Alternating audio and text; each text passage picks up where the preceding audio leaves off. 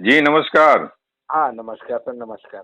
हम बातचीत कर रहे हैं कवि लेखक आलोचक डॉक्टर अनिल पुष्कर जी के साथ कोलकाता से। तो जी, आईआईटी बाबा को लेकर जो बातचीत चल रही है उसमें अब ऐसा भी दिख रहा है, मैंने कुछ सवाल इस तरह के आ रहे हैं कि लोग माया से मोक्ष की तरफ जाते हैं और अभय सिंह ग्रेवाल जो है वो मोक्ष से माया की ओर आ गए हैं। उसमें कहीं आपको लगता है कि ये दमित वासना कहीं ना कहीं काम कर रही है?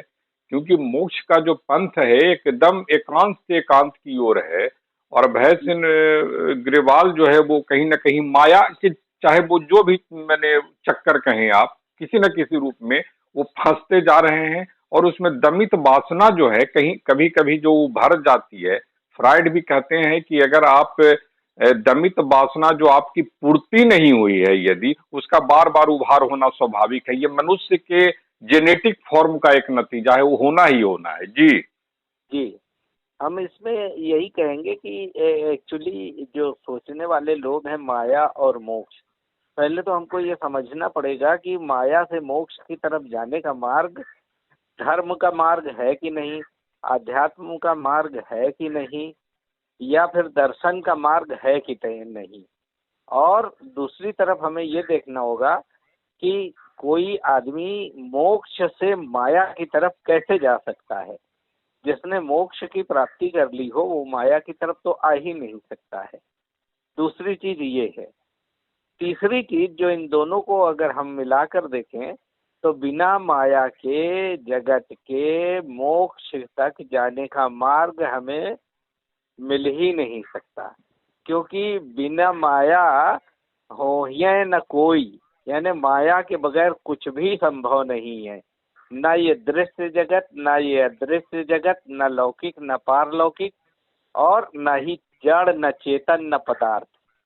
ये माया का ही एक स्वरूप है। ईश्वर की जब ईश्वर ने रचना की थी, ऐसा माना गया, तब यह संपूर्ण सृष्टि, संपूर्ण प्रकृति, संपूर्ण ब्रह्मांड, ये जीव जगत जंतु प्राणी, इन सब को माया के रूप में देखा गया। और वो इसलिए देखा गया क्योंकि माया ने एक दूसरे के साथ पूरक की तौर पर एक दूसरे से जोड़ कर रखा है। प्रकृति को मनुष्य से, मनुष्य को जंतु जीव जगत से, प्राणी को चेतना से, जड़ से। यह जो सब कुछ है, माया होती क्या है दरअसल? माया केवल और केवल हमारी इंद्रियों का जो लगाव है इस पूरे भूमंडल से, इस पूरी सृष्टि के मंडल से, इस पूरे वायुमंडल से, या इस पूरे ब्रह्मांड के मंडल से, इस पूरे मंडलों का, ये तमाम जो मंडल हैं हमारे पास, ये अनंत हैं। ये माया कोई निश्चित नहीं है। ऐसा नहीं है कि जितना दिख रहा है सिर्फ वही माया है। आखिर आप सोचिए कि जो नहीं दिख रहा है हम उसके पीछे क्यों भाई भाग रहे हैं। हम दूसरे दूसरे ग्रहों में जाने के लिए, हम दूसरी दूसरी नई सृजन करने के लिए, रचना कृतियां या शिल्पकार, जो जितने भी कलाकार हैं किसी भी तरह के, चाहे वो स्थापत्य के हों, चाहे शिल्प के हों, चाहे वो मूर्ति के हों, चाहे वो लिखने वाले हों, चाहे वो वैज्ञानिक अनुसंधान करने वाले विज्ञान के जनक हों, ये सब कुछ जो सोच रहे हैं, कल्पना कर रहे हैं, वह सब माया से जुड़ा हुआ है। क्योंकि जो कुछ भी हम सोच पाए अब तक, उसी का अनुकरण कर रहे हैं, उसी का अनुसरण कर रहे हैं, उसी को नए नए तरीके से अनुशासन में लाने की कोशिश कर रहे हैं। और हम उन्हीं चीजों से जुड़े रहते हैं जो चीजें या तो हमारे अतीत में घटित हो चुकी हैं, या तो जो हमारे वर्तमान में घटित हो रही हैं, या फिर अतीत और वर्तमान से होते हुए जो भविष्य में घटित होने की संभावनाएं हमको दिखाई दे रही हैं। तो यह जो हमारे पास एक स्वरूप है केवल अभय का, इसके जरिए हम इन सारी चीजों को, ये जो विषय है, गंभीर विषय हैं, हमें अभी तक केवल और केवल आध्यात्मिक गुरुओं के जरिए, संतों के जरिए, सूफियों के जरिए, महात्माओं के जरिए, ऋषियों के जरिए, मुनि के जरिए, या फिर विद्वानों के जरिए यह समझने को मिलता था कि माया जगत यह है, आध्यात्म जगत यह है, और विज्ञान का जगत यह है। इसी में हमने सारे और तमाम तंत्र जिसमें हम ज्योतिष तंत्र, जिसमें हम अन्य विषयांतर, चाहे वो इतिहास का ये तंत्र हो, चाहे समाज का तंत्र हो, संस्कृति का तंत्र हो, इन सबको अलग अलग देखा है। अब आप देखिए कि हमारे शरीर में माया कितनी बड़ी है। हमारे शरीर के भीतर जो करोड़ों करोड़ ये नसें हैं, जिनको हम कहते हैं कि यही स्किल पैदा करती हैं, यही इंद्रियों को प्राण देती हैं और यही इंद्रियों को जीवित रखती हैं। ये सेल्स करोड़ों की संख्या में मरती हैं और अरबों की संख्या में जन्म लेने लगती हैं। तो क्या ये माया नहीं है, सिर्फ विज्ञान है? विज्ञान है तो वो कैसे बता सकता है कि आखिर करोड़ करोड़ के मरने के बाद असंख्य या अरब जन्म लेंगी? और दूसरी चीज, माया का संबंध हमारे हर उस एक्टिविटी से, उस व्यवहार से है, उस देखने की दृष्टि से है, जिसमें हम लगातार अपने आप को दृष्टिगोचर करते हैं, जिसमें हम चलायमान होते हैं, जिसमें हम लगातार जो है यात्रा कर रहे होते हैं। चाहे वो यात्रा विचार की हो, चाहे वो यात्रा पथ को एक मंजिल तक ले जाने की हो, चाहे वो यात्रा किसी आंदोलन से हुई हो। हमारे यहाँ माया के विभिन्न स्वरूप हैं और वह एक रूप में आप देखिए कि साकार रूप की माया है, एक निराकार रूप की माया है, और इसी तरह से हमारे पास अद्वैत की भी माया है, द्वैत की भी माया है, द्वैताद्वैत की माया है। इसमें एक बड़ी मजेदार बात आपको बताऊं कि अभी हमारे मैं एक जगह सुन रहा था, हमारे कुछ मुस्लिम जो इस्लामिक क्या कहते हैं सेकुलर मित्र हैं, उन लोगों ने कहा, बड़ी अच्छी बात कही, सुनने में बड़ी अच्छी लगती है, कि जिस तरह से हमारे यहाँ संस्कार हैं कि ईश्वर एक है, अल्लाह एक है, और उसके हजारों हजार नाम हो सकते हैं, करोड़ों करोड़ नाम हो सकते हैं, आप जिस नाम से भी पुकारिए। उनके यहाँ 50 नाम दिए गए हैं अल्लाह के लिए, लेकिन अल्लाह कुल मिलाकर एक है और हम उसी की इबादत करते हैं। और इसी तरह उनका कहना था कि हिंदू धर्म में भी ईश्वर एक है, लेकिन उसके जितने नाम दे दिए गए 108, 1008, और उन नामों के आधार पर उतने देवी और देवताओं को अलग अलग रूपों में पूजा जाने लगा और वो असंख्य होते चले गए।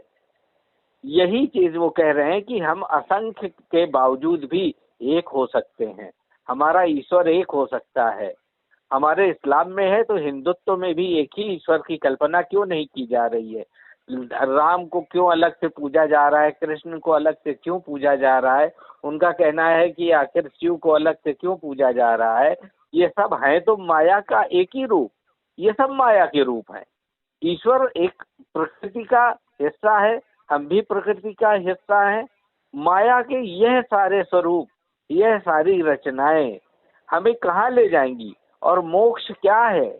मोक्ष है इन सारी विषय वस्तुओं को, सारे विषय वासनाओं को जानना, उसको अपने अंदर जागृत करना, उस ज्ञान को जागृत करना जिससे हम ये समझ सकें कि हमने यह जो शरीर पाया है, हमने यह जो चेतना पाई है, इसको हम कहाँ तक ले जा सकते हैं इस संसार की भलाई के लिए, या फिर इस जगत के निर्माण में हमारा एक अंश, हम इस पूरे ब्रह्मांड का एक अंश है, एक अणु है। अणु में भी करोड़वें करोड़ अणुओं के बीच का एक अणु, यानी इसकी कोई अस्मिता नहीं है, जिसकी इस पूरे ब्रह्मांड में न जाने कितनी गैलेक्सीज है। उन गैलेक्सीज में एक गैलेक्सी पृथ्वी है और पृथ्वी में भी एक अंश, एक बिंदु भर हम हैं।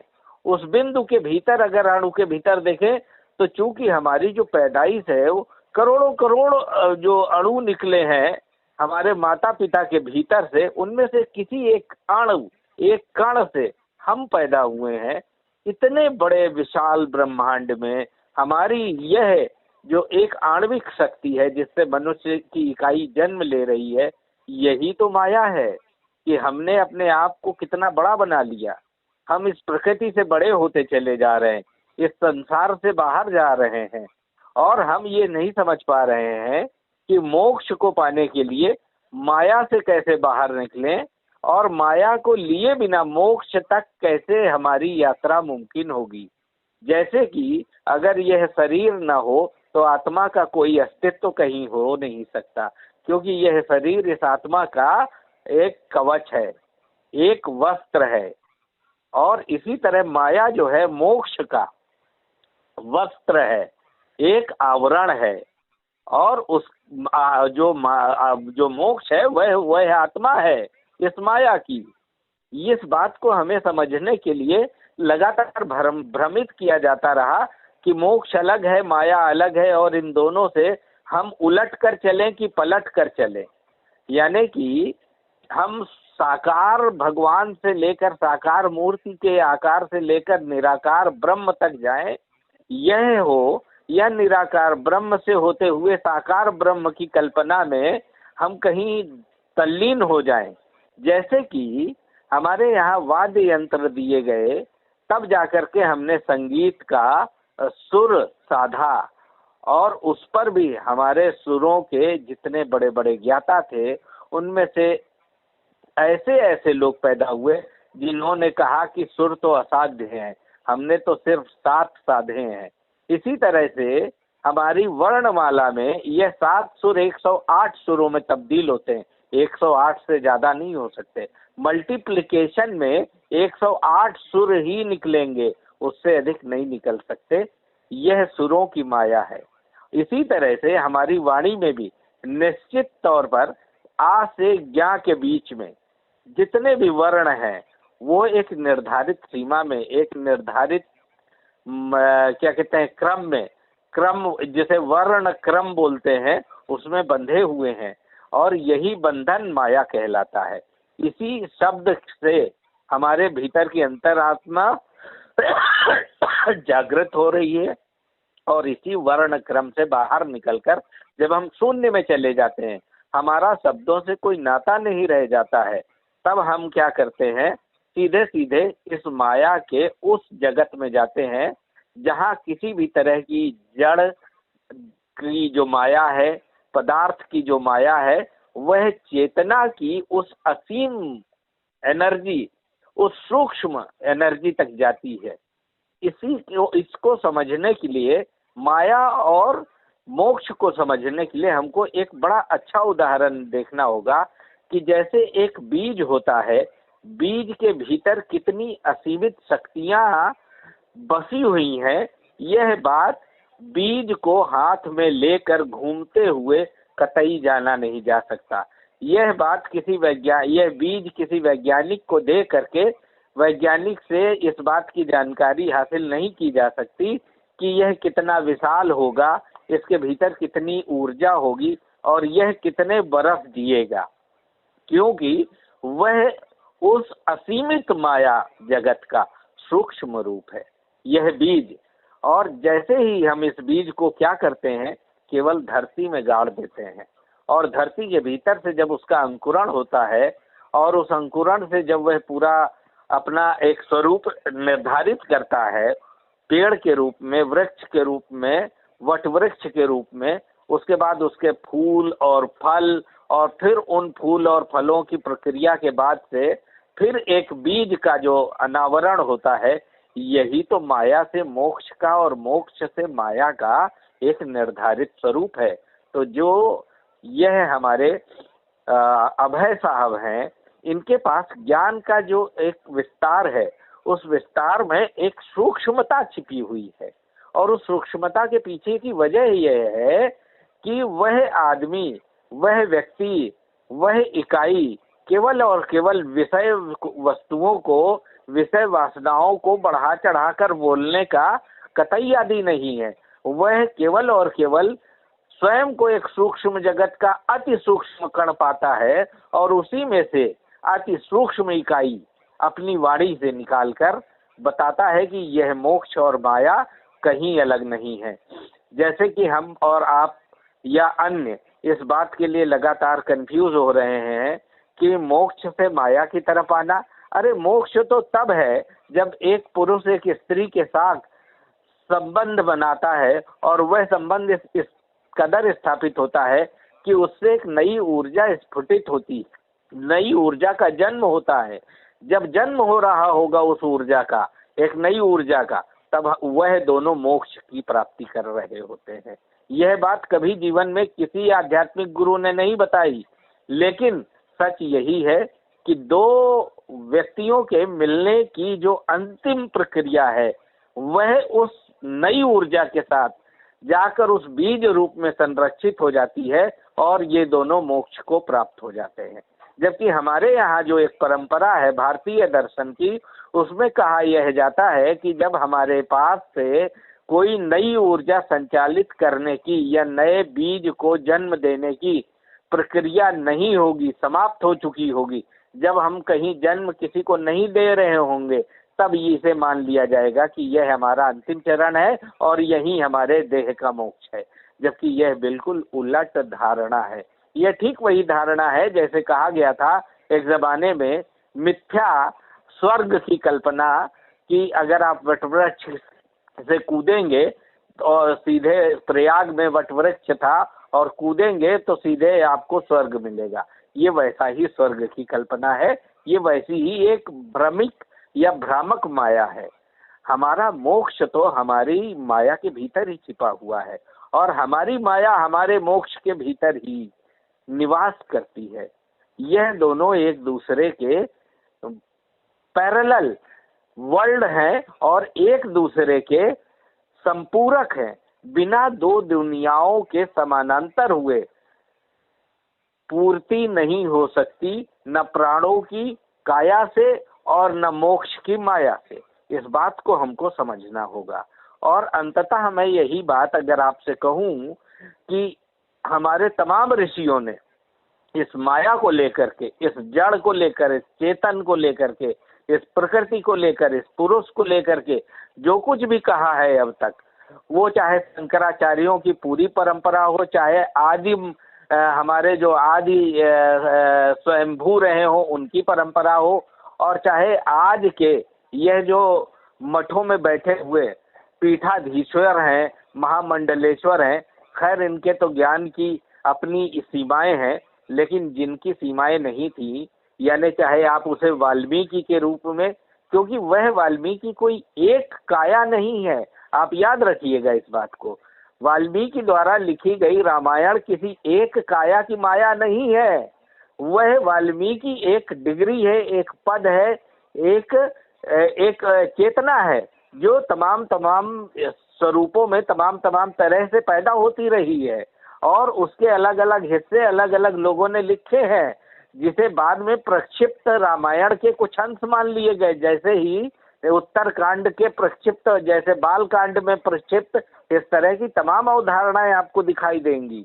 इसी तरह से जो वेद व्यास हैं उनके द्वारा लिखी गई महाभारत में भी आपको देखने को मिलेगा कि लगातार कम से कम 8 से 10 लोग मिल करके एक रचना का निर्माण कर रहे हैं, और वो 8-10 लोग किसी एक युग के नहीं है, उनकी अपनी युगीन अवधारणाएं हैं और उसके अनुरूप अपने पीछे के युग में जिए हुए आधारों को मुख्य वो बनाते हैं, विषय बनाते हैं और उसके आगे ले जाते हैं। इसीलिए आप देखिए कि नैतिक शिक्षा हो, सामाजिक शिक्षा हो, मूल्य हो, आदर्श हो, चाहे वो मनुष्यता की भावना हो, चाहे धर्म हो, चाहे सत्य हो, चाहे वह नीति हो, अधर्म हो, इन सब पर लगातार चर्चा की गई। तो यह चर्चा कोई एक व्यक्ति के वश की बात नहीं है और यही हमारी माया है।